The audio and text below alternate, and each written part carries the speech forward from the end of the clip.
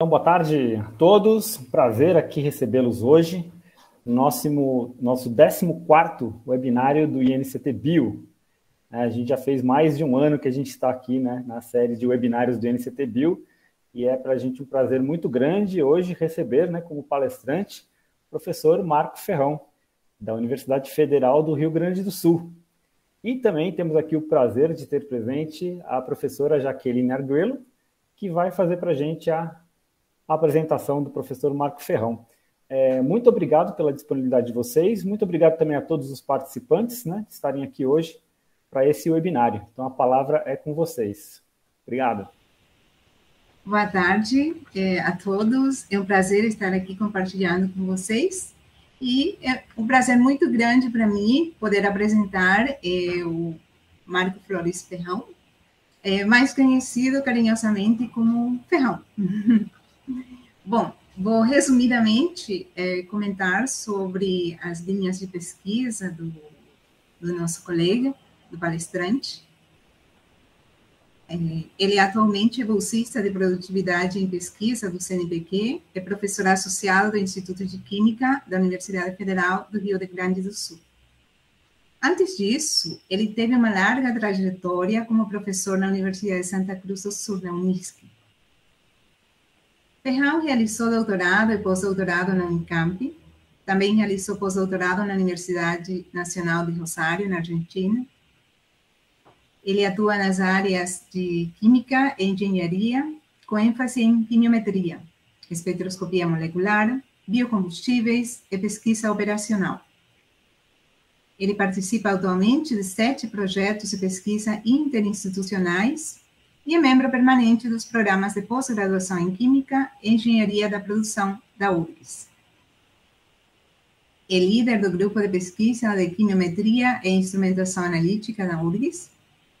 Orientou e coorientou mais de 30 estudantes de mestrado e doutorado, 59 trabalhos de iniciação científica e 61 trabalhos de conclusão de curso.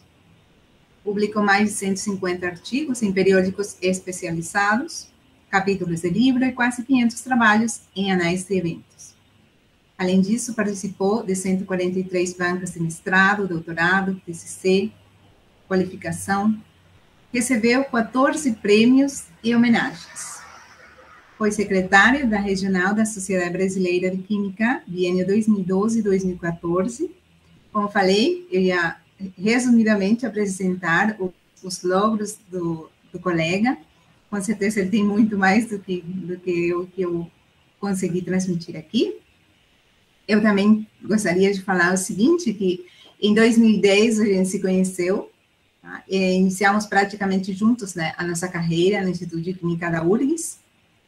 E como eu tinha chegado uns meses antes, essa é mais ou menos a nossa diferença, né, eu fui consultada pela chefia se eu aceitava ele como colega de sala.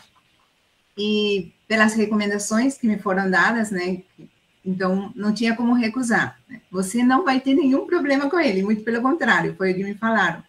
E com certeza, assim, desde o início, né, eu senti muita afinidade com você, Ferrão, com o colega, o trato muito afetuoso, e eu acho que todo mundo que conhece o Ferrão no Instituto, tá, sabe que ele é uma pessoa super prestativa, alto astral, muito querido tanto pelos colegas como pelos seus estudantes.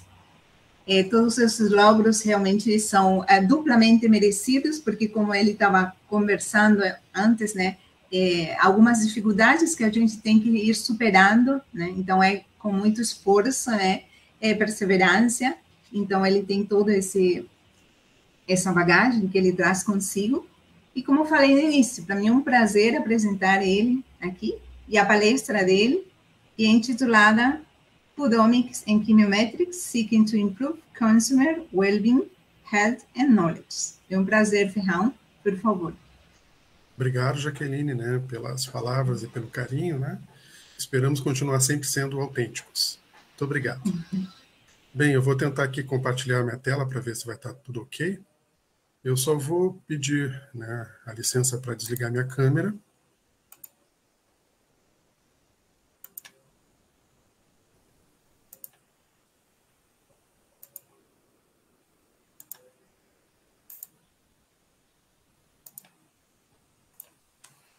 Vocês enxergam a apresentação? Por favor, alguém me dá um feedback. Sim? Está em tela cheia, bonitinho? Ainda não, tá só o PowerPoint. Esse medo que eu tenho. Apresentar. Deixa eu ver, eu já botei para apresentar, mas às vezes tem essas... Eu vou fazer ao contrário. Vou botar para apresentar primeiro. Vamos ver se eu volto. Nada ainda? Agora voltou para a tela do PowerPoint. Vamos tentar aqui.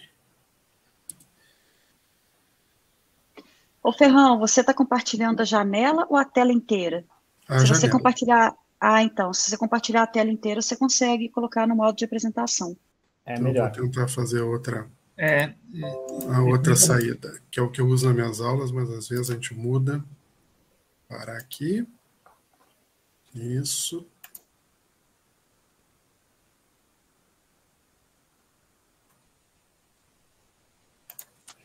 E agora?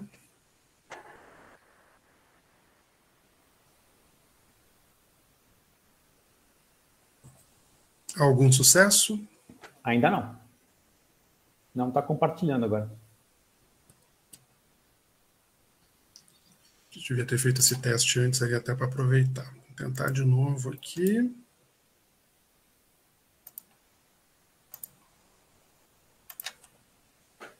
Agora sim. Feito, então. Obrigado pela colaboração. Então, inicialmente, agradecer o INCT pelo convite, né? A minha palestra foi focada, assim, na minha experiência e no que eu gosto de fazer, né? Tentando dar um recado, assim, né? Que essas ferramentas, né? Da Fudomics, junto com a parte da quimiometria, né? Vão nos ajudar, então, a melhorar, digamos assim, a percepção de todos nós sobre a qualidade do que nós consumimos, né? Melhorando, então, também, né, a qualidade de vida de qualquer consumidor, seria a ideia que está por detrás, né? Então, esse termo, né, Fudomics, surgiu, pelo menos que eu busquei na literatura, a partir de 2009, né, com Alejandro Cifuentes, né, que publicou uma única página, uma nota, na verdade, né, no Journal of Chromatography, né, e ele colocou justamente essa definição, que seria, então, uma disciplina que vai estudar, né, os alimentos e as questões de nutrição, né, através das outras ômicas que já existiam, ou seja, todas as tecnologias ômicas que já estavam retratadas, digamos assim, na literatura.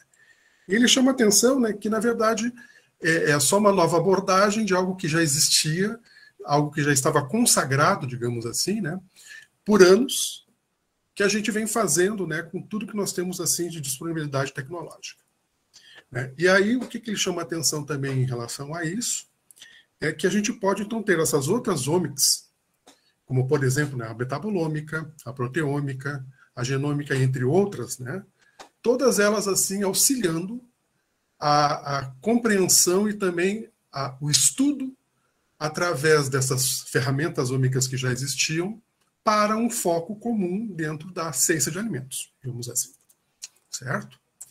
E aí, posteriormente, em 2013, né, um outro grupo publicou mais uma nota onde eles chamam a atenção, né, que não só a questão dessa ciência já estava consolidada, né, como esse conceito, né, de saúde humana através dos alimentos já era bem conhecido desde Hipócrates. Então, eles chamam a atenção, né, de que nós já vivemos essa ideia de que os alimentos podem ser benéficos e também maléficos, dependendo das suas constituições, e estudar, né, e compreender essas constituições e ter ferramentas que possam nos possibilitar entender melhor esses sistemas, né, digamos assim, vão garantir que a gente possa, então, ter um alimento de qualidade e garantir a nossa saúde, né? Nesse sistema também nós vamos ver, né, que algumas outras ideias, ou seja, né, conceitos, estão atrás da própria Fudomics, como, por exemplo, né, a comida, né, que tenha compostos bioativos, né, a qualidade dos nossos alimentos, a própria forma da gente conseguir ter como ter uma digamos assim, um conhecimento sobre a origem, não só do alimento, né, mas como seus constituintes que estão presentes, através dessas outras ferramentas que já estavam, então, mais pré-estabelecidas até aquele momento. Então, eles chamam a atenção, né, de que a Foodomics não é uma ciência nova, não é nada novo, é só uma nova abordagem daquilo que todas as outras omics podem contribuir para que a gente tenha, então, os alimentos com qualidade. Também, então, essa questão, né, da segurança alimentar é apresentado por alguns, né, pesquisadores. Isso aqui é um capítulo de um livro, né? Então, por isso que eu não coloquei a referência total, mas quem quiser depois pode ir atrás. Então, num primeiro momento eram notas em alguns jornais bastante conceituados. A partir de um certo momento começou então a ter capítulos e livros até estabelecidos sobre essa área. Tá? Então, um desses trabalhos assim mais recentes também chamam a atenção, né, que para o desenvolvimento dessa área, uma das áreas mais importantes foi justamente, né, você começar a incorporar novas tecnologias ou até mesmo as tecnologias que já estavam pré-estabelecidas, focá-las para esse objetivo, digamos assim. E aí esses pesquisadores aqui desse jornal de proteômica aqui, nesses três, chamaram a atenção de que, em particular, algumas técnicas, como, por exemplo, a espectrometria de massas, assim como algumas outras técnicas espectroscópicas, como ressonância magnética nuclear, infravermelho e até sensores, né, vão auxiliar a gente a ter, então, uma melhor compreensão sobre a qualidade dos nossos alimentos. Tá? E isso é muito importante porque abre frentes, né, para vários estudos, digamos assim, que nós já estamos realizando há algum tempo, mas que podem ser mais consolidados a partir, então, dessa nova abordagem. Eu chamo a atenção, né, que, embora a parte da cromatografia e espectrometria de massas em conjunto, né, seja a principal ferramenta que o pessoal dessa área tem utilizado, eu não vou focar nessas instrumentações, ou seja, eu vou focar nos trabalhos que eu venho desenvolvendo. Então, as áreas da cromatografia são muito importantes, a espectrometria molecular, a ressonância magnética nuclear, a análise de imagens, que é uma área que eu gosto muito, assim como técnicas hiperespectrais, também têm sido bastante estudadas. Bem, neste outro capítulo de livro aqui, eles chamam também a atenção de que já existe, né, uma abordagem para uma visão do RMN, ou seja, da aplicação das técnicas de RMN, né, como se elas fossem, então, verdes, onde eles justamente, né, chamam a atenção de várias outras áreas, novamente, né, desde a autenticação, né, desde a questão de você ter, então, o armazenamento dos nossos alimentos, o processamento dos alimentos, tudo isso aí você pode, então, revelar a qualidade usando técnicas baseadas em ressonância magnética nuclear. Mas também não vou focar neste episódio, né, ou seja, quem quiser, tem aqui uma referência para que busque, né, o que está sendo apresentado. Isso aqui são tudo coisas recentes, né, coisas dos últimos 2 anos. Bem, mas voltando, então, à minha trajetória.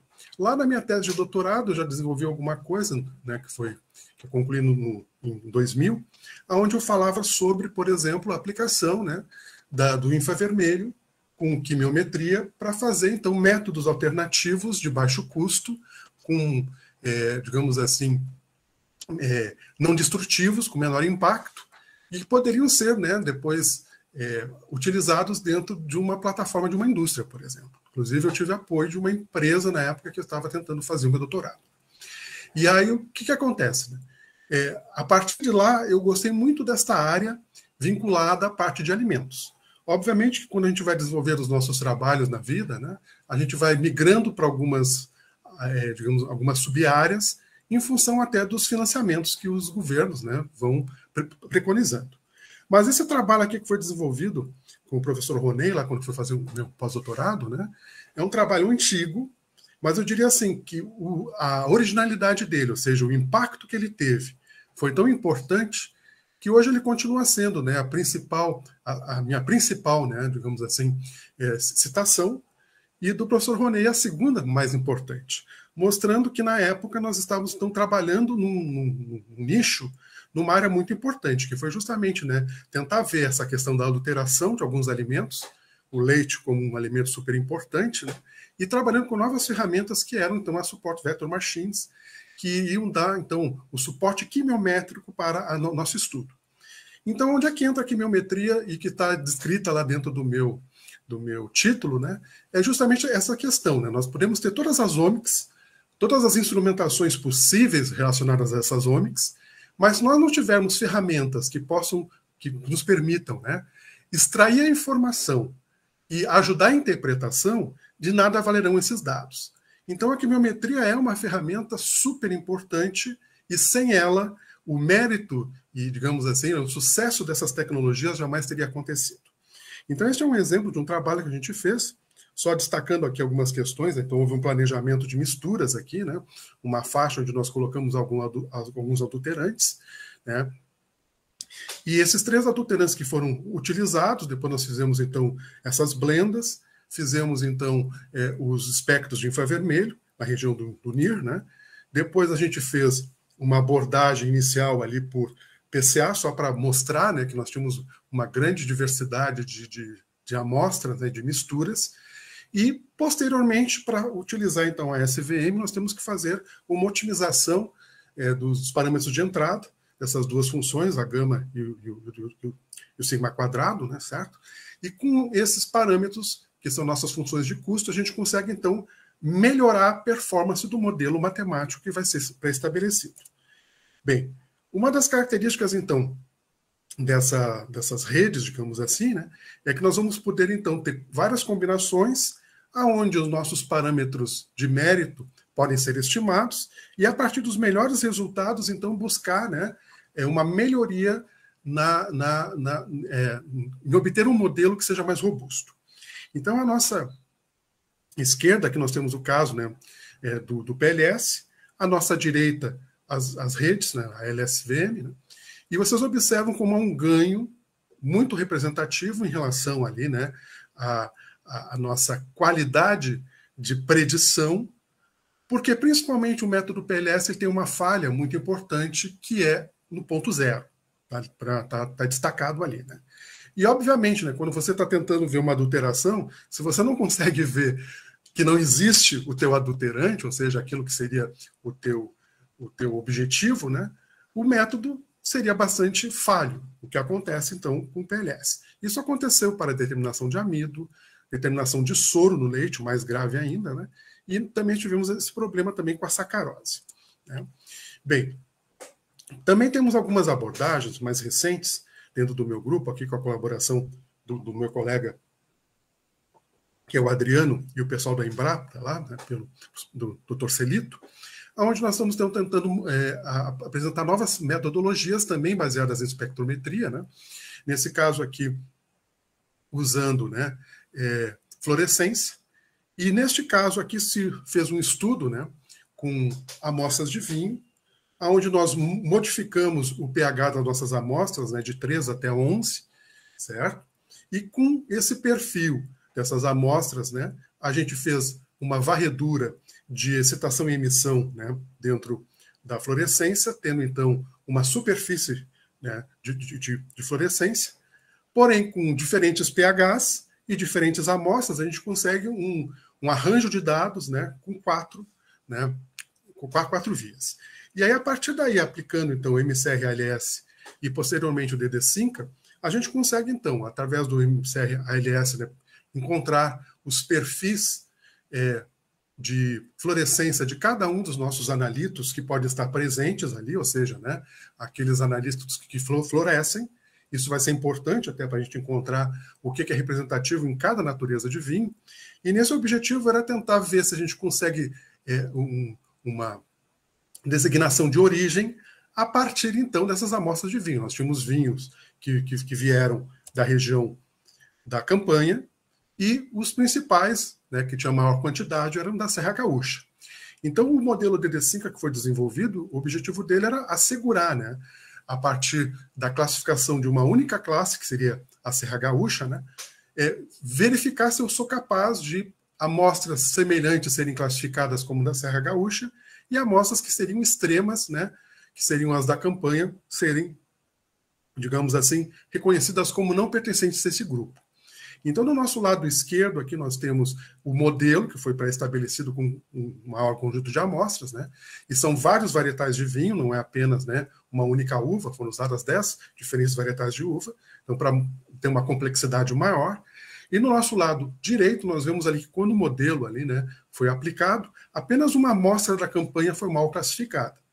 Destaco que, como nós não sabemos efetivamente se essa amostra foi produzida com uvas ou até mesmo produzida na própria campanha, porque às vezes algumas vinícolas, já ouvi falar, né, que elas podem pedir para outros, né, outras unidades de outras vinícolas, inclusive, né, produzindo o vinho, depois eles mandam, né, para a empresa que está contratando esse serviço para ela rotular e dizer que é seu. Então, a gente não tem essa segurança. Então, provavelmente, essa amostra tem algo essa complexidade, ou seja, um outlier, né? Alguma coisa que, digamos assim, né, se desvia do que nós esperaríamos. Mas a gente vê que o resultado foi muito promissor, né? Porque apenas uma amostra é muito pouco, baixa representatividade desses erros, em outras palavras.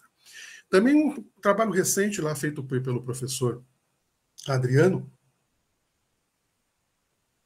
né, lá na Eslováquia, que ele estava fazendo o pós-doutorado dele, ele também faz uma nova abordagem, então, da aplicação da espectroscopia do infravermelho, conjugada também à biometria, usando também esse conceito de on-class, né, para caracterizar, na verdade, para reconhecer esses produtos, né, que são chamados de tocage, né, uns vinhos, né, da região da Eslováquia e da Hungria, que tem um valor agregado muito importante e que também podem ser, digamos assim, né, foco de adulteração, até mesmo de fraude. Então, neste trabalho aqui, ali está a região do infravermelho que foi utilizada, né, foi utilizado o infravermelho médio. Também foi feito aquele modelo semelhante, o DD5, né, onde nós temos ali na figura B, né, a parte da modelagem, e na figura D, mostrando, né, que os vinhos que não eram pertencentes à classe, que são os em vermelho, né, que foram comprados no mercado, né, que sabiam que não eram necessariamente aquele material importante, né, eles foram totalmente, né, rechaçados do modelo, ou seja, todas as amostras que eram pertencentes a essa qualidade de vinho, né, foram satisfatoriamente reconhecidas, né, que são as amostras em azul. Bem, nós temos também outras contribuições de colegas. Se eu fosse falar de tudo que já foi feito no Brasil, né, nós vamos ver assim que tem muita coisa. Então, eu selecionei algumas coisas assim para destacar, né, alguns trabalhos mais recentes, como, por exemplo, uma outra área que é bastante emergente é a fusão de dados. Então, nós podemos, né, combinar dados de diferentes técnicas, nesse caso aqui, o infravermelho próximo junto com a fluorescência de raio-x, né, para fazer a caracterização, neste caso aqui, né, de blendas de café. Então, o grupo do Marcelo Sena, lá junto com outros pesquisadores, né, estudaram a potencialidade das duas técnicas. Nós temos aqui, então, na parte superior, o vetor de regressão da porção que vai representar, então, o infravermelho. Na parte de baixo, então, a questão elementar retirada, né, da nossa fluorescência de raio-x.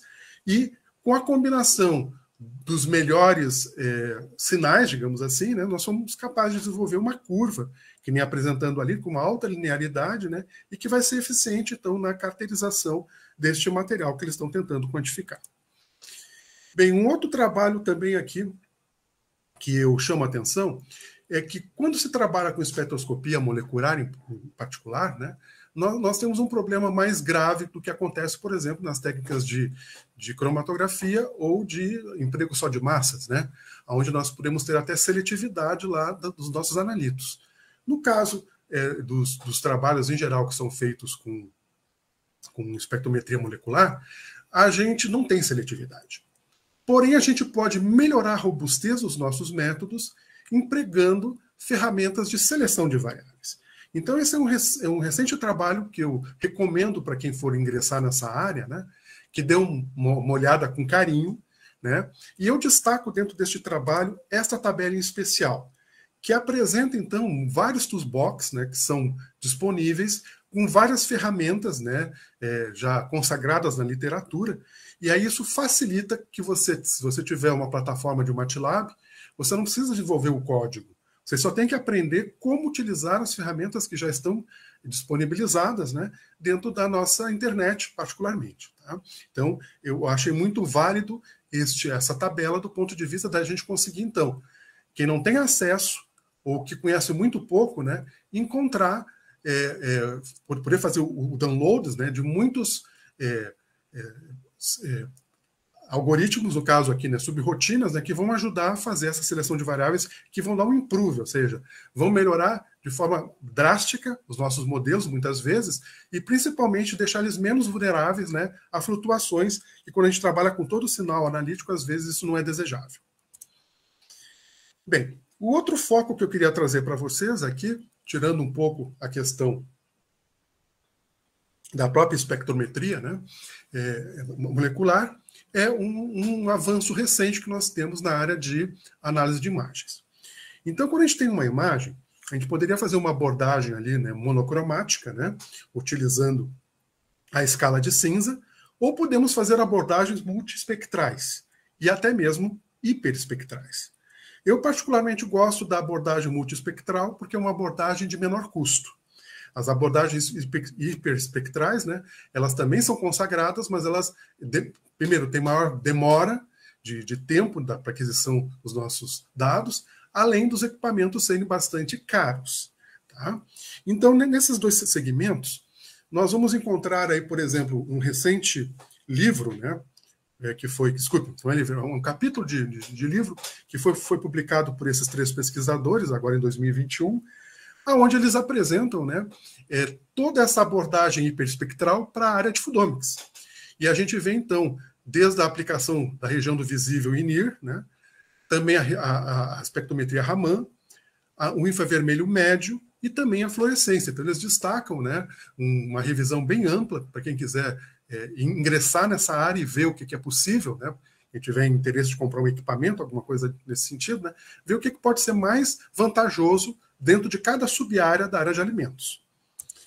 Bem, trazendo então à tona aqui, né, uma das aplicações recentes que está na literatura, é aqui do nosso colega Pop, né, nosso Roney, que recentemente, né, teve uma publicação aonde fez então a quantificação desses adulterantes a partir dos espectros, então, do mapeamento, né, de amostras que tinham mistura, né, do café com alguns interferentes. Neste caso aqui, eles pegaram imagens de 160 por 160 pixels e fizeram adulterações crescentes, né, de 10, 15, 20, 30%. Aqui nós temos, então, na parte central, os espectros que foram obtidos para cada ponto, né, dessas imagens. Depois eles foram pré-processados e, a partir daí, se consegue, então, fazer um mapeamento, ou seja, um mapa de calor, né, de como está a distribuição, por exemplo, né, aqui do café e do seu contaminante. Então, vocês observem que esses mapas ali, né, a primeira linha, que corresponde à figura A, né, eles são sempre mapas complementares. E uma coisa curiosa aqui que eu chamo a atenção, né, nós não estamos avaliando nenhum constituinte em particular. Nós estamos avaliando a matriz como um todo. Então, a gente consegue resgatar, a partir, né, das misturas que foram pré-estabelecidas, né, nós conseguimos resgatar os espectros que vão representar, então, essas nossas contribuições em cada ponto. Tá? Então, aqui está apresentado um caso. Depois nós temos ali do lado uma outra particularidade que foi feita também, né? Na parte central ali nós temos as cartas de controle multivariada que foram usadas para outras adulterantes, que envolvem, inclusive, ali a adição de solo, por estar presente dentro do material. Né? Então, eles mostram que é possível você não só ter a visão multiespectral, mas também que você pode fazer uma abordagem, né, com cartas de controle para fazer a identificação da presença de outros contaminantes. Também, recentemente, nós temos uma publicação aqui, né, do grupo do professor Jazz, né, onde ele também trabalha com a parte de imagem hiperespectral na região do infravermelho médio, e eles fazem, então, num primeiro momento, a partir também do mapeamento das amostras, né, aplicando o algoritmo MCR-ALS, eles conseguem, então, resgatar os perfis, né, de alguns componentes presentes da amostra, como nós estamos vendo aqui à nossa esquerda, né? Então, é muito importante essas técnicas que são abordadas, como, por exemplo, o MCRLS, você conhecer ou ter uma prévia, né, de como é que vai ser o número de espécies que podem estar presentes. Neste caso aqui já são uma situação bem diferente daquela anterior, né, onde eu tinha o perfil das amostras por digamos assim, por matrizes complexas, e aqui não, aqui eu estou tentando ver alguns perfis de alguns analíticos que estão presentes, como, por exemplo, né, a sacarina ali, né, que é o espectro em roxo. Bem, partindo agora para a multiespectral, né, nós vamos encontrar, então, na literatura, um grande avanço na parte que explora a decomposição das nossas imagens no sistema, por exemplo, RGB, entre outros. Mas o sistema RGB ainda é o mais popular, o mais simples, né? Porque a gente tem um entendimento lógico pela própria imagem. Então, nós temos aqui a ideia do cubo, que vai decompor cada ponto da minha imagem. Aí nós vamos ter uma matriz que vai representar ali no nosso lado esquerdo, né, cada uma dos nossos constituintes de cor, nesse caso aqui o red, o green e o blue, certo? E a partir desses dados a gente pode estabelecer algumas aplicações, né? Eu, particularmente, tentei desenvolver um dia com um aluno lá de uma disciplina um exemplo didático dessa área. E a gente pegou essa figura aqui clássica, né, de diferentes feijões. Aí nós subdividimos essa imagem, né, em 6 subimagens para cada tipo de feijão. Nós temos 6 feijões, multiplicado por 6, vão ter 24 imagens, certo? Num primeiro momento, a gente pode pensar assim, não, isso aí, a nossa capacidade, né, o ser humano é capaz de enxergar muito bem isso. Mas eu perguntaria para vocês, será que seria tão instantâneo vocês pensarem que um aplicativo, um software é capaz de identificar a diferença entre o feijão branco maior e o feijão branco menor? Então, num primeiro momento, vocês poderiam achar que isso poderia ser muito difícil. Porém, quando a gente, então, faz a decomposição de cada uma dessas amostras nos histogramas de cor, que estão destacados ali na parte superior de cada imagem, né, o red, o green e o blue, vocês verificam, né, que para cada tipo de feijão, que na verdade não é o feijão, é a imagem como um todo, inclusive as lacunas que nós temos ali vão participar, né, dessa informação, eles são desdobrados de formas diferentes. A única questão que a gente pode destacar é que os dois brancos têm histogramas muito semelhantes, porém não são idênticos, não são iguais. Isso vai facilitar que quando a gente aplicar uma ferramenta bem simples, como análise exploratória por análise de clusters, né, a gente vai ver aqui a separação de cada subgrupo, ou seja, né, cada 6 subamostras da minha imagem estão bem agrupadas, e particularmente na região central ali, nós vamos encontrar, né, o branco pequeno e o branco grande. Observem que mesmo sendo imagens muito parecidas do ponto de vista da cor, as texturas que estão associadas ao tamanho, à granulometria da própria imagem, né, já são suficientes para diferenciar. Então, eu já vi trabalhos hoje, né, hoje em dia, mais interessantes também, né, que tem gente aplicando isso para ver tamanho de partícula, né, tanto na área de alimentos como em outras áreas. Bem, quando aplicamos, então, aqui o PCA, é nítido observar ali os dois grupos mais à direita, né, em cada um dos nossos gráficos, né, que estão relacionados com a PC1. Os dois grupos azuis ali são exatamente os grupos mais semelhantes. E as outras amostras vão se distinguindo em função das suas características de cor. Então, eu acho esse exemplo muito interessante para a gente entender a dimensão do que nós enxergamos. As ferramentas analíticas apropriadamente utilizadas, né, também vão fazer essa mesma distinção. Bem, pensando em equipamentos de baixo custo, nós temos desde scanners, câmeras digitais, webcam e principalmente, mais recentemente, os smartphones, né? Eles têm contribuído muito para o avanço dessas áreas. Então, isso é muito relevante do ponto de vista que a gente agora não precisa ter equipamentos caros que vão, digamos assim, comprometer o nosso orçamento e até mesmo, digamos assim, né, prejudicar o andamento das nossas pesquisas, quando a gente pode, em determinado momento onde a economia do nosso país, né, não está favorecendo nem a ciência, nem outras áreas, né, a gente pode tentar utilizar o que nós temos dentro do laboratório ou dentro de casa. Então, um dos primeiros trabalhos também foi feito, né, na época do meu pós-doc lá com o professor Roney, que foi esse trabalho aqui de quantificação de lactobacilos, publicado na ABC, e vocês observem que, apesar da complexidade, ou seja, né, nós temos que fazer todo um procedimento, várias etapas ali, né, para obter as nossas colônias, né, ou unidades formadoras de colônias, como é conceituado, a gente pode utilizar a imagem adquirida a partir desses dados, né, que seriam, aqui 2 exemplos, ó, um caso de diluição 10/3, à nossa esquerda, ou diluição 10/4, lá, né, à nossa direita. Vocês observem que o tamanho e o formato e a quantidade de colônias muda de um sistema para outro. Mas a gente pode modelar isso a partir, então, né, daquele corte clássico que é feito nos equipamentos, né, de medida, né, que eu vou pegar os 4 quadrantes da minha imagem, que foi feita ali nessa placa, né, e vou analisar cada uma delas, né, contando, né, de forma visual, e eu posso, então, ensinar a partir dessa imagem que está à esquerda aqui, né, desculpe, à nossa direita, né, a gente pode ensinar um software, ou, na verdade, um modelo matemático, a entender quantas unidades formadoras de colônias existem aí, mesmo que nós temos ali colônias que estão, né, vizinhas e praticamente grudadas umas nas outras. Então, uma coisa muito interessante é isso, a capacidade que a gente tem de resolver esse tipo de problema. Bem, então a gente estabeleceu também naquela época essa ideia de usar o desdobramento, né, das informações da nossa imagem.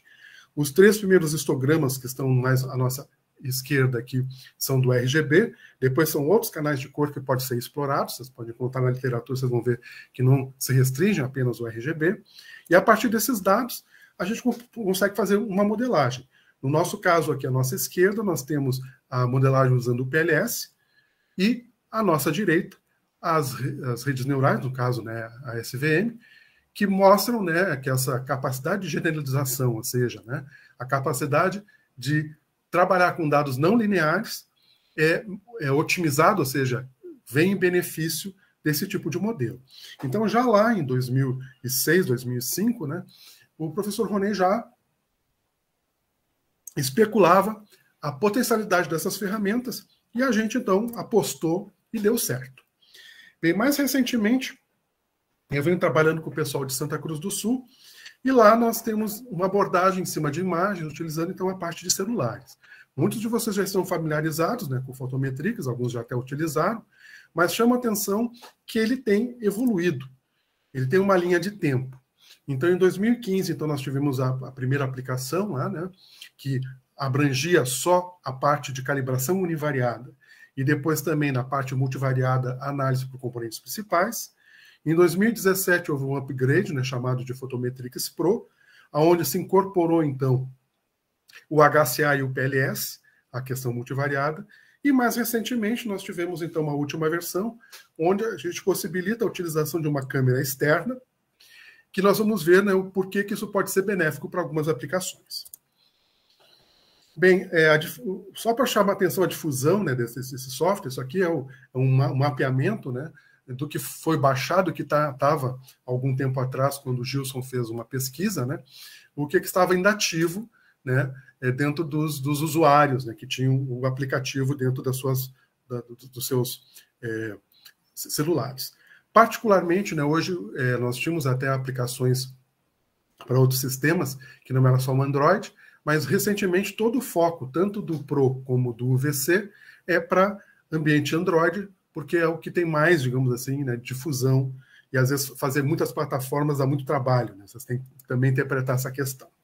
Então esse software ele permite, né, num primeiro momento, a gente adquirir os dados. No caso aqui tem um exemplo ali de uma curva univariada, né, certo? Mas ele faz uma curva univariada para cada canal, ele já organiza os canais que teriam melhor performance, certo? Então depois eu posso fazer a minha calibração ali de uma amostra de interesse e depois fazer a previsão dessa amostra, né, certo? E no nosso lado direito nós temos ali, por exemplo, uma aplicação já voltada para a parte de PCA. Então eu posso adquirir imagens e em tempo real o software depois vai fazer o processamento e vai nos dar então estes gráficos que muitos de vocês já estão familiarizados. Bem, com a expansão do Pro, o que aconteceu foi que agora nós temos, então, além da possibilidade de fazer o modelo univariado por canal, Também temos o modelo univariado ali na parte central, né, por vetor RGB. E a outra possibilidade foi, então, a incorporação na parte multivariada dos algoritmos PLS e HCA. Bem, na aplicação univariada, então, o que nós temos? Nós temos 3 etapas. Nós temos, então, que abrir o software, né, temos que setar essas informações iniciais, quantas amostras eu quero, qual é o tamanho da ROI, entre outros parâmetros, certo? Depois, aplicar a escolha do modelo univariado que eu vou querer, ou seja, se vai ser por um único canal ou por múltiplos canais, ou em outras palavras, pelo RGB, né? Que seria o uso de 3 canais simultaneamente, mas numa matemática univariada. E depois eu posso ter que fazer a calibração. Após a calibração, eu posso ler novas amostras, né? E fazer, então, a previsão dessas amostras. Bem, já na parte multivariada, eu também vou ter a mesma questão, vou ter que selecionar um modo multivariado, vou ter que escolher qual algoritmo que eu vou querer usar, por exemplo, né, no caso aqui eu posso usar o PCA, o PLS ou o HCA, tem que setar o número de amostras, tem que setar que tipo de pré-processamento eu quero, e se eu quero usar os histogramas na sua integridade, ou apenas as médias dos canais de cor, que eu posso selecionar, inclusive, quais eu quero, tanto no sistema RGB, como no sistema HSV. Uma das aplicações, então, feitas com o PLS, recente no nosso grupo, foi o trabalho da Fernanda, né, que buscava, então, uma determinação rápida, né, do etanol em cachaça, usando, então, as imagens adquiridas a partir de um celular, e, obviamente, precisávamos de uma reação de cor, né, já que as cachaças que nós utilizamos eram cachaças incolores, não tinha como ver a cor.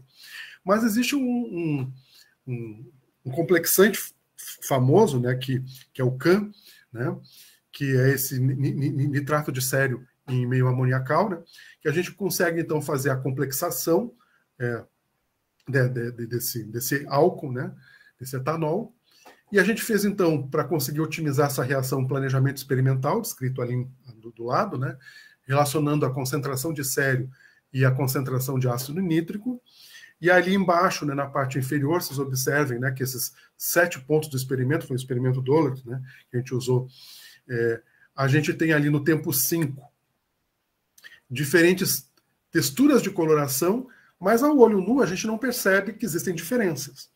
E uma coisa importante que a gente queria estabelecer no primeiro momento nessa reação, né, era se o usuário que está fazendo uso da curva, né, ao invés de fazer o tempo 5, demorasse mais ou demorasse menos para adquirir a imagem, o quão esse tempo para, digamos assim, o equilíbrio dessa reação fosse atingido poderia ser importante. Então a gente fez em vários tempos, fizemos em 10 tempos, de 1 minuto até 10 minutos, né, a aquisição das imagens, e vocês observem como há uma segregação aqui para cada um dos nossos experimentos, ou seja, né, das nossas combinações do CAN junto com ácido nítrico, e o melhor tempo foi esse registrado aqui pelo experimento 7, aonde nós vimos que todos os tempos, digamos assim, se agrupam, mostrando que o tempo de reação não foi relevante para se chegar, então, ao equilíbrio. Então, isso aqui garantiria para nós uma maior estabilidade na hora de aquisição, né, dos nossos resultados. Com este experimento, ou seja, com as condições do experimento 7, a gente fez, então, uma curva de etanol, né, versus, né, o sinal analítico, no caso, né, as nossas imagens, e aí trabalhamos, então, com amostras depois de cachaça diluídas 10 vezes, colocamos 160 microlitros dessas amostras em 4 ml de CAN, junto com ácido nítrico daquele experimento, e adquirimos, então, simultaneamente os nossos resultados através de um espectrofotômetro VVIS e o celular, junto com o aplicativo Photometrics. Ali, na parte inferior, nós mostramos, né, a necessidade de fazer uma escolha da região, que a gente chama de ROI, né, para aquisição dessas imagens. Bem, com isso construiu-se, então, as curvas, tanto no VVIS como com o Photometrics. Vocês observem, né, que ambas as curvas apresentam, né, tanto o coeficiente a curva, a equação da curva, mas somente, né, o R quadrado, né, bastante adequados.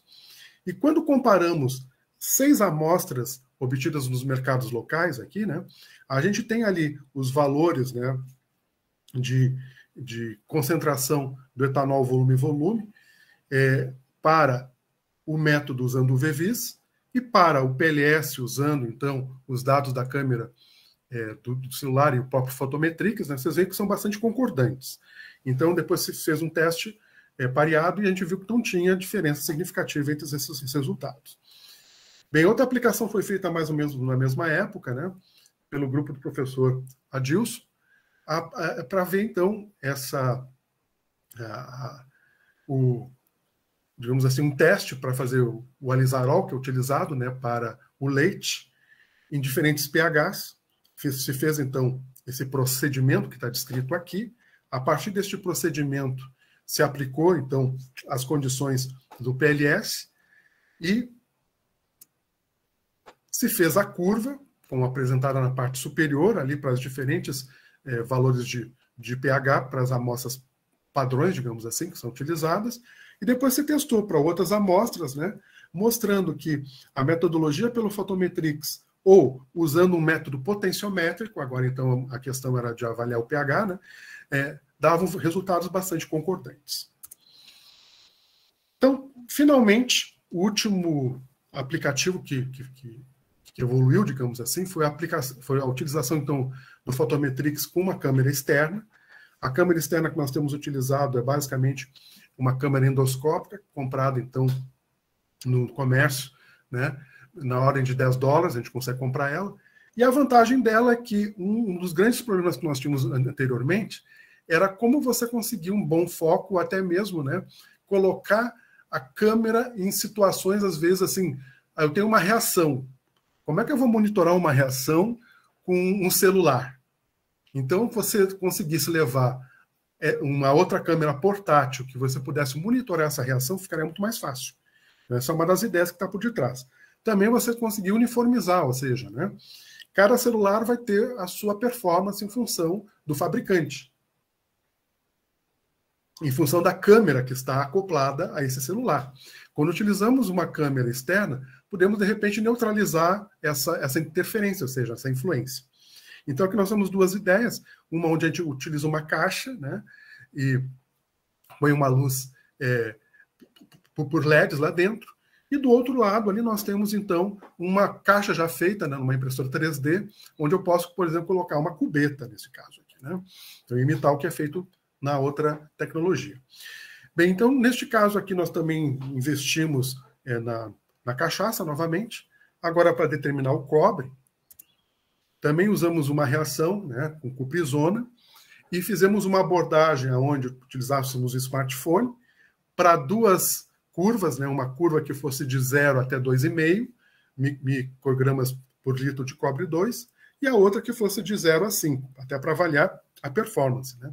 Então, depois na parte das amostras, né, você pega 1 ml da cachaça, você coloca 0,5 ml do buffer, né, e mais 0,6 ml da mistura complexante.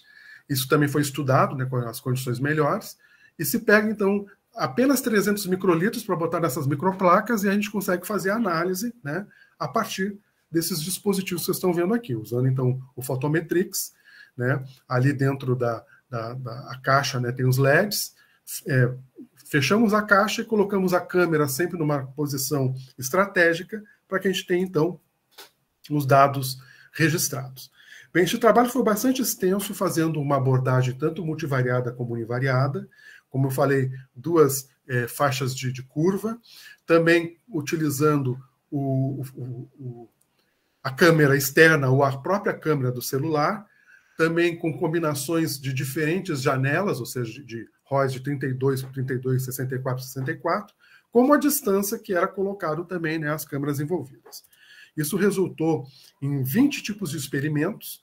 Desses 20 experimentos, nós avaliamos quais foram as melhores performances, e as 3 melhores performances, nós então construímos as curvas através do VVIS e construímos depois também os modelos PLS com o Photometrics, né, usando a câmera externa. E aí comparamos e observamos, né, que é possível também, né, mostrando um teste estatístico, né, conseguir resultados equivalentes ao UV-Vis, e mostramos também, né, a importância de você fazer todo um estudo preliminar, porque diferente de um equipamento de bancada, um UV-Vis clássico, né, essas metodologias novas elas têm que ser estudadas e adequadas ao nosso problema, a nossa situação. Então, às vezes, é importante você interpretar, né, que não existe nada pré-estabelecido. Eu posso encontrar as condições melhores para fazer esse estudo depois a campo, né? Inclusive desenvolver novos dispositivos. Bem, também vocês vão encontrar na literatura, né, aqui no Journal of Chemometrics, um trabalho recente lá do grupo do professor Adilson também, né, que é o Nanometrics, que é justamente, né, um sistema para monitorar, né, um NIR portátil e você fazer todo o processamento, né, dentro do celular de forma análoga ao Photometrics.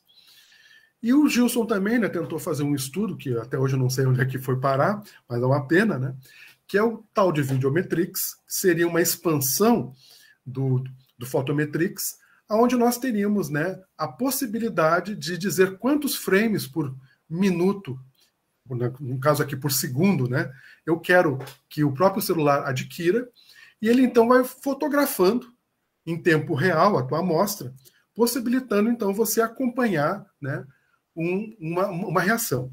Então aqui está um exemplo, né, do que vai ser os resultados que podem ser externados a partir, né, desse software. Então seria mostrar a evolução pelo um PCA, mas mais importante é você fazer um método de calibração usando padrões, né, para determinado composto que você quer analisar, certo? Então aqui seria a sistemática análoga ao que é feito no Photometrics clássico, e depois você pode aplicar, né, a uma reação. Neste caso aqui foi observada a oxidação, né, do vermelho de Bordeaux, né, e aí você pode acompanhar o decaimento, né, da concentração desse analito com o tempo, então fazendo uma avaliação cinética. Então isso é uma área que eu acho bastante interessante, né? Infelizmente eu não sei a que passos anda essa ideia, mas ele já apresentou isso num outro evento, né? E eu trouxe aqui como uma curiosidade para vocês terem uma ideia de até que ponto a gente pode também avaliar um sistema utilizando essas ferramentas. Eu gostaria então de agradecer ao INCT, né, pelo apoio, né? Foi com o convite do professor Ronei, há muitos anos atrás, né, que eu comecei a participar, e a gente aqui da área da quimiometria, tenho alguns colegas ainda que foram parceiros e são parceiros que eu acho que vão continuar com esse trabalho, né, mais para o futuro, e também agradecer aqui ao meu programa de pós-graduação em Química, em particular, né, que tem ajudado bastante a gente a ter uma visibilidade, juntamente com o Instituto de Química, e em particular aos parceiros, né? Eu acho que hoje em dia, se a gente não tem um parceiro que colabora com a gente e tem o mesmo entusiasmo, né, de ter desenvolvimento de tecnologias novas e que sejam facilmente adaptáveis, é muito importante. Então, destaco aqui a Embrapa o Vivinho, o pessoal da Polícia Federal aqui do Rio Grande do Sul, o pessoal também do Instituto de Perícias, aqui do IGP do RS, né, que vem sistematicamente colaborando com a gente nos últimos trabalhos, né? Muitos deles com enfoque realmente na área de fluidomics, mas outros assim com enfoques até mais abrangentes, né, na área de forense, com outras temáticas. Queria dar um grande abraço assim, a todos os meus alunos. Sinto muita falta do laboratório, desculpe, viu, gente, e deles, mas queria compartilhar com eles e com vocês aqui muitos momentos que tivemos aqui, né? Não só com os meus alunos, com nossos colaboradores também, nossos colegas, né? E dizer que a gente vai tentar manter aí, pelo próximo ano, o convívio, lembrar das atividades do laboratório e das nossas comemorações, né, que sempre são importantes. E agradecer a presença de todos vocês, desejar um ótimo Natal, um ótimo Ano Novo, com muita saúde, principalmente, né? Amor, paz e sucesso.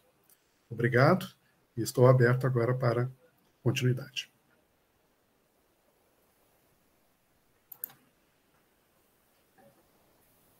Muito bem, Marco. Obrigado aí pela excelente apresentação. Temos aqui, né, várias mensagens aqui no bate-papo aqui, né, no chat, né, parabenizando pela excelente apresentação. Para organizar aqui a sessão de perguntas, né, eu vou pedir então para vocês, né, que levantem a mão. Aí eu vou lendo aqui na ordem da fila de perguntas, ou se você não quer fazer a pergunta no microfone, pode escrever no chat que a gente transmite então para o Ferrão. Alguém gostaria de iniciar, fazer alguma pergunta? Por favor.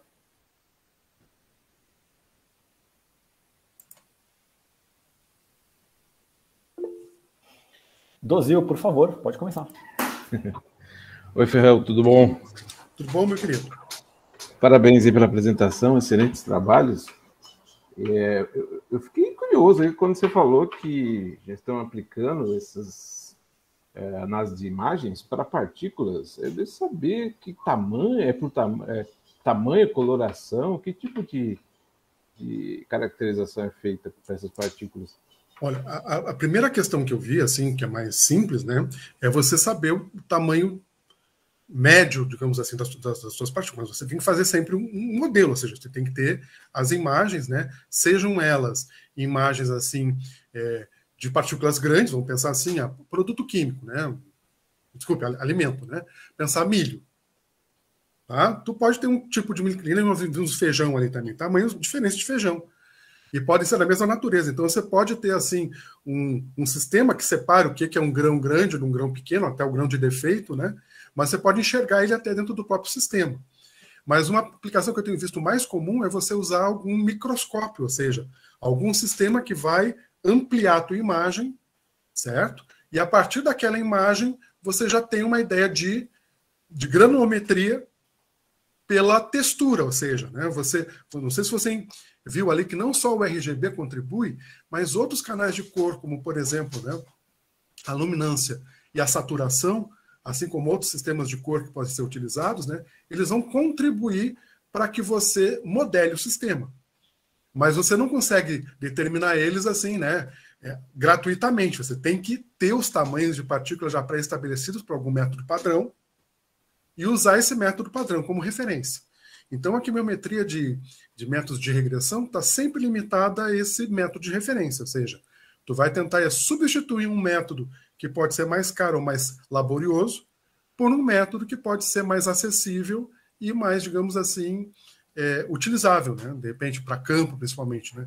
Eu vejo assim que o futuro tudo é você conseguir levar tudo, o teu laboratório ao ponto alvo, e não mais levar as amostras ao teu laboratório, como o nosso clássico. Não sei se eu tinha respondido, Zé. Não, só com relação ao tamanho, você tem alguma ideia?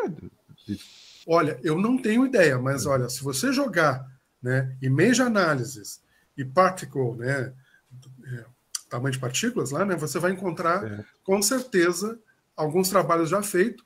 Coloca alguma coisa lá, um PLS da vida, né, para ajudar assim a focar, porque às vezes quando a gente vai lá no próprio Google, né, às vezes a gente vai fazer uma pesquisa no Google, vem 200 mil, né, possibilidades. Aí você tem que ir filtrando conforme o foco. Mas eu vejo assim, quem já tem uma experiência nessa área, né, já pode, né, já saber as palavras-chave, vai combinando elas, mas não esquece, né, RGB, alguma coisa desse tipo, vai agregando. E você vai encontrar, assim, com certeza, eu já vi mais de um trabalho, né, onde você tem desde o macro até o micro. E o que vai modificar é que ferramenta você vai usar para fazer a análise da imagem. Obrigado, parabéns.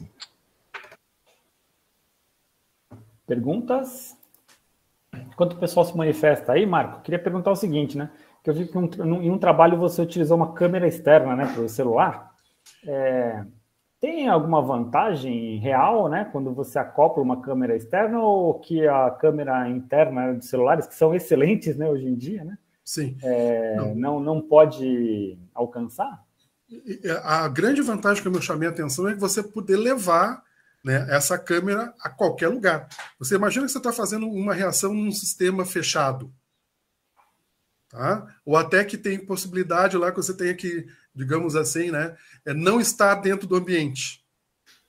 certo? O celular, que você precisa manipular ali a tela para fazer, né, os inputs, pode estar na tua mão numa outra sala, e como hoje, por exemplo, né, essas câmeras endoscópicas têm cabos de 5 ou 10 metros, você pode levar o sistema lá para onde você quiser. Né? E já brincaria mais, né? Você pode colocar dentro do corpo humano também, se quiser. O que a câmera do teu celular não vai poder fazer.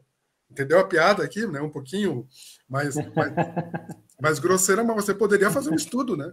Por que não fazer um estudo endoscópico, né, usando ferramentas de quimiometria, né, que o pessoal usa outras ferramentas, né? Usa depois só o treinamento do usuário pela visão. Aí tira a foto lá do bagulho lá e faz o estudo. Agora não, poderia tirar a foto e já dá o diagnóstico. Ó. Tem um câncer lá. Ou não tem. Entende? Então, eu acho essa potencialidade de você ter a coisa mais manipulável, porque quem já trabalhou, não sei se você já brincou com algum celular para fazer esse tipo de análise. Com o celular, não. Tá, mas é isso que eu ia dizer. Quem já usou, né, os usuários do meu grupo e de outros grupos, né, eles sabem que a maior dificuldade é você conseguir ficar digitando em cima do celular sem mexer na câmera, ou seja, sem mexer nele. Então, com ele imóvel. Então, o que o pessoal tem feito é plataformas assim para fixar o celular. Suporte. Tá? É o suporte. Mas o que acontece? Cada plataforma é feita para um modelo de celular diferente. Enquanto que essa plataforma que nós desenvolvemos ali, aquela caixinha, né, que a gente tem um furinho ali, né, e põe as microplacas ali embaixo, né, é universal, ou seja, aquilo ali é o teu sistema de análise. O outro lado, que vai ser onde você vai ligar no teu celular, pode ser qualquer modelo. Né? Interessante. E ela já tem iluminação junto? Ou você usa outro sistema de iluminação? A gente já testou com a iluminação das próprias câmeras que elas vêm, né? Mas não é boa a iluminação das câmeras externas de endoscopia. A gente preferiu, né, padronizar com LEDs, que a gente mais ou menos, inclusive, tem alguns softwares hoje que você pode incorporar ao sistema de LEDs e você monitorar, inclusive, cores. Você pode ficar com um branco, mas você pode, de repente, uma certa análise eu vi que se eu iluminar com LED amarelo, eu tenho ganho.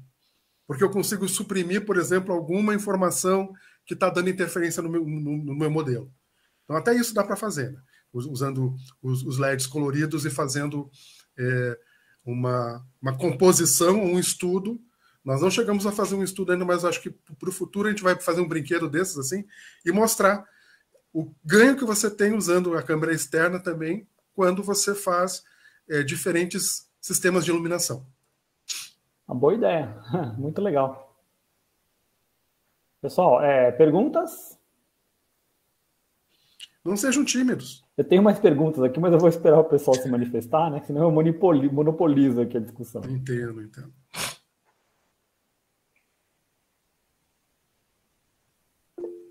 Marcelo, pode fazer. Oi, Ferrão, tudo parabéns pelo... Tudo bom? Bom te ver. Parabéns pela apresentação, né?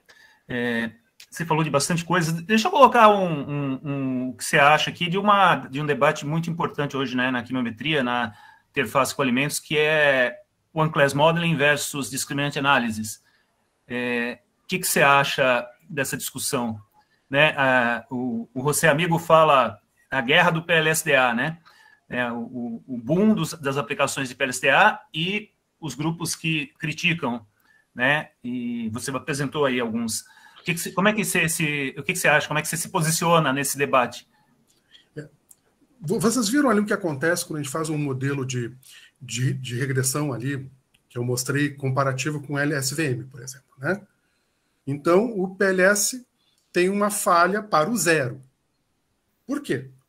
Porque ele não consegue identificar alguma coisa que não está presente, né? Porque ele está tentando usar um modelo matemático e enxergar o zero, por exemplo, num espectro de infravermelho que tem informação em toda a varredura do espectro, é muito difícil para ele. Ele consegue fazer, a gente consegue enxergar o zero se eu tiver um modelo clássico com seletividade onde o sinal é zero. Mas aonde o sinal não é zero, o PLS tende a flutuar. Não sei se você percebeu que isso é uma verdade. Se isso é uma verdade, quando a gente aplica um PLSDA falando da premissa 0 e 1, 1 a classe alvo, 0 a classe não alvo, né, eu acho que ele é vulnerável também. Porque quando você disser, né, mas o que ele vai encontrar dentro de uma matriz multivariada que seja única e exclusivamente da classe alvo? Quando você pensasse em amostras de mesma natureza, né? Vamos pensar assim, café arábica e café robusta. Tudo é café. Os espectros, os sinais serão muito semelhantes.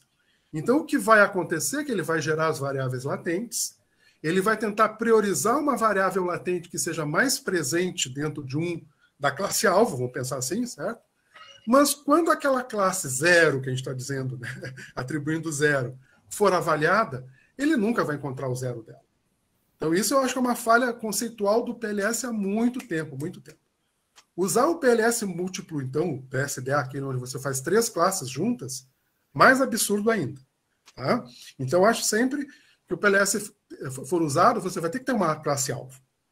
Já os outros modelos, usando o SVM e essas ferramentas mais recentes, né, o DD5 e assim por diante, eu acho que eles têm esta vantagem de fazer uma abordagem onde você vai simplesmente maximizar o que você quer daquela classe-alvo.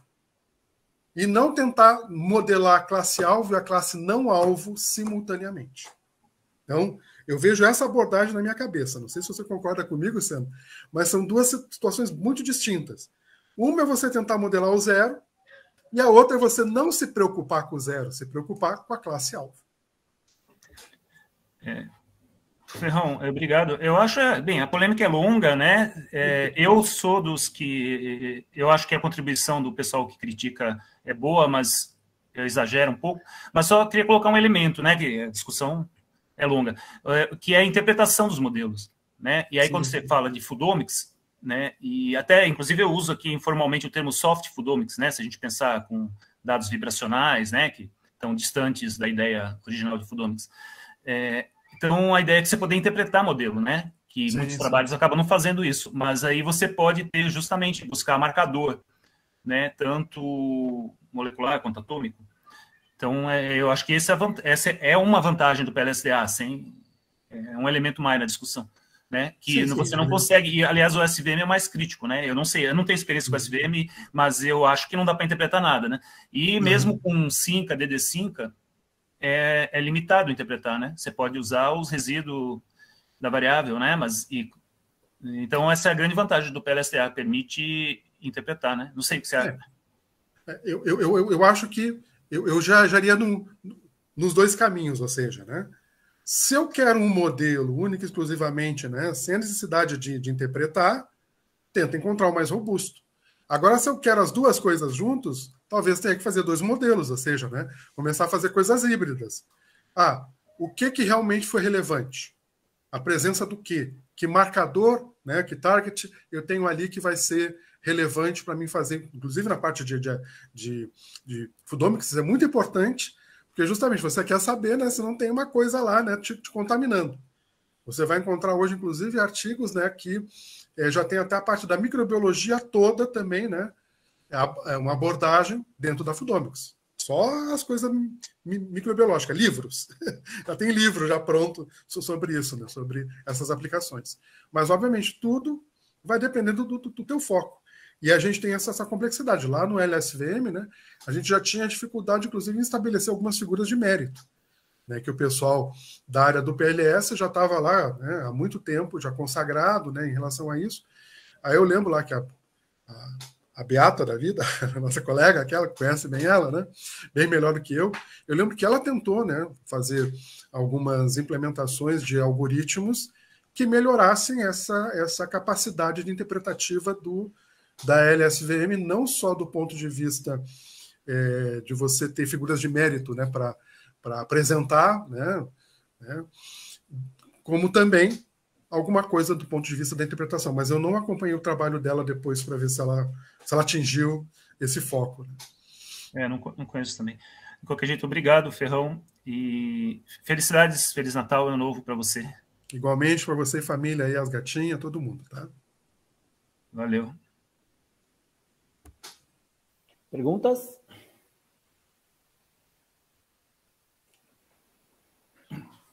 Marco, me permite fazer mais uma pergunta? Quantas quiser.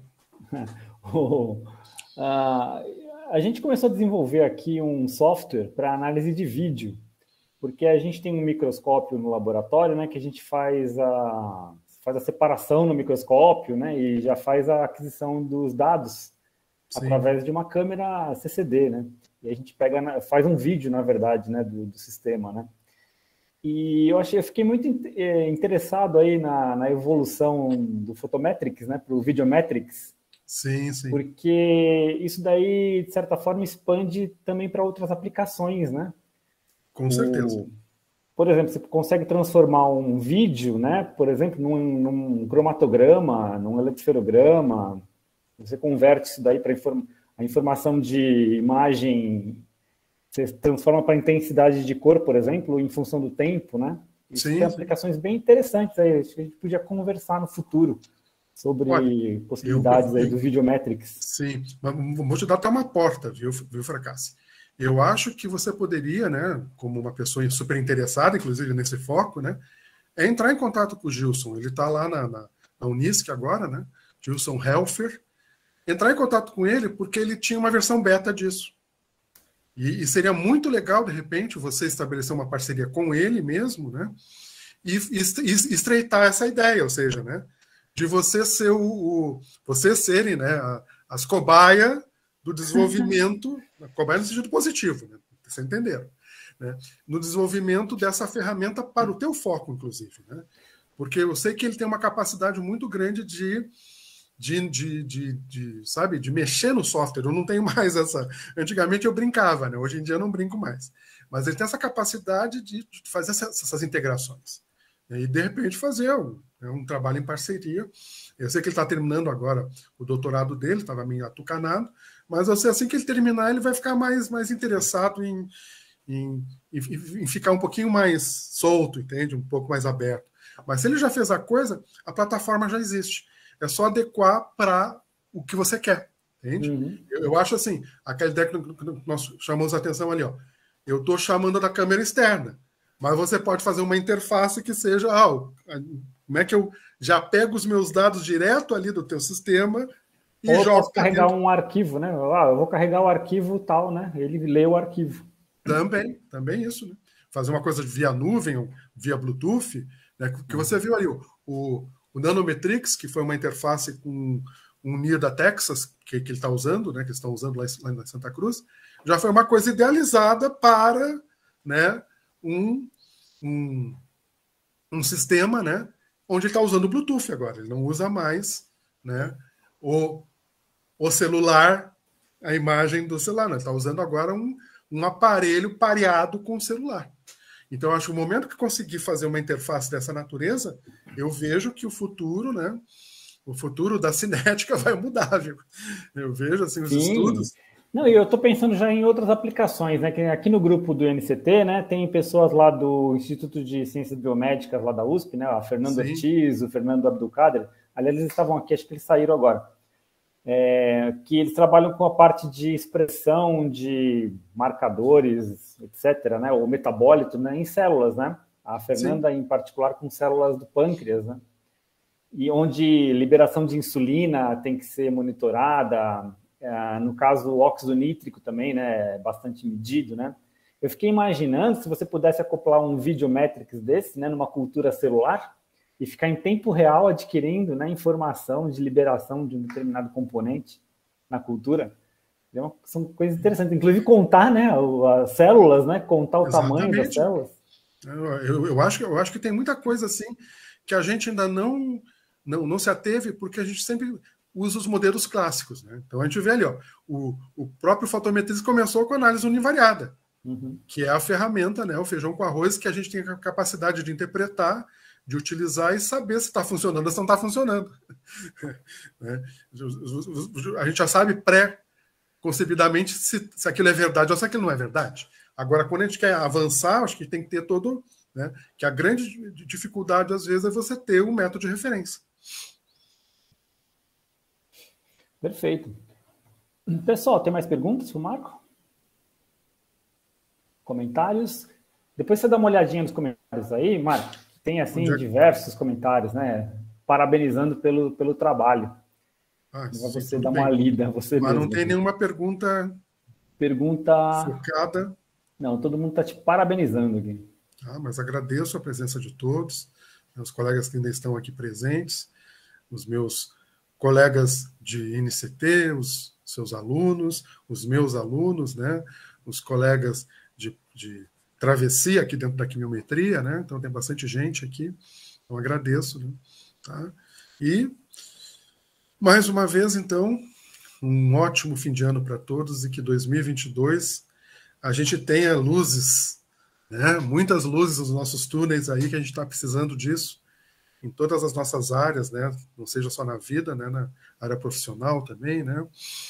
Na área política, econômica e tudo. Ó. A gente viu o que essa pandemia, né?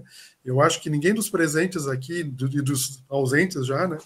Imaginou o quanto isso ia impactar de forma imprevisível em todos os nossos ambientes. Sérgio? Então, agradeço mais uma vez o convite e estarem todos presentes aqui. Muito bem, a gente que agradece, né, a sua excelente apresentação. Eu fiquei um pouquinho nervoso, mas é normal. Não pareceu. Quem não lembra do Roney gaguejando? Em alguém já viu ele dar uma palestra e não dá aquela, né? Eu era tão gago quanto ele há muitos anos atrás. A gente vai aprendendo, né, com a vida, a tentar melhorar um pouco, mas às vezes há aquele branco, sabe? Tu quer a palavra certa e tu não encontra, e os teus sinônimos não são adequados para a hora, tu tem que ficar, né, rebolando aqui. Então, realmente, eu fiquei um pouquinho nervosinho, mas é normal. Excelente. Bom, então, mais uma vez, então, muito obrigado. E a gente se vê, então, em 2022. Se Deus quiser, né? Vamos ver se a gente vai conseguir se cruzar aí na vida real, né? A gente vai fazer uma pequena pausa, né, com os webinários em janeiro, mas provavelmente em fevereiro, no mais tardar em março, a gente volta. Em março a gente já tem o webinário marcado. A gente vai voltar, então, com a nossa série de webinários. Mas em janeiro a gente não vai ter nenhuma apresentação. Então, assim, desejo, né, em nome de todo o grupo, né, do INCT, boas festas a todos, excelente passagem de ano. E nos vemos no 15º webinário. Muito bem. Abraço a todos, então. Grande abraço. Beijos também.